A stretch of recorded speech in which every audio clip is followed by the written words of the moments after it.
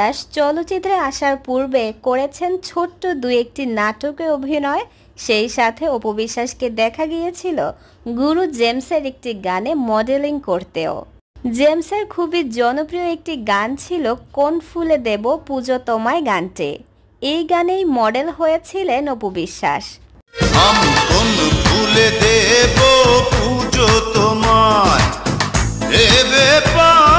অপু বিশ্বাসকে গানটিতে দেখা যায় একটি ওয়েস্টার্ন লুকে, সেই সাথে তাকে আরো দেখা গিয়েছে হলুদ শাড়ি পরিহিত লুকে।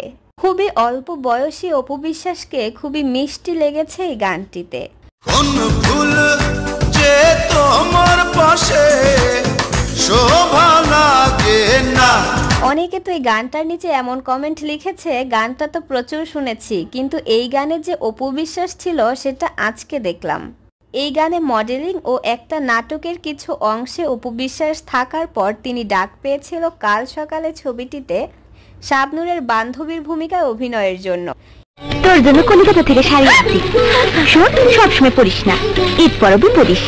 আর এরপর তো কোটি টাকার কাবিন মুভিটির মাধ্যমে বড় পর্দায় নায়িকা হিসেবে অভিষেক ঘটে অপু বিশ্বাসের। বাকি ইতিহাস আমাদের সকলের জানা। দর্শক, অপু বিশ্বাসের এই গানটি আগে কখনো দেখেছেন কিনা, কিংবা অপুকে এই অবস্থায় দেখে কেমন লাগলে অবশ্যই কমেন্ট করে জানাবেন।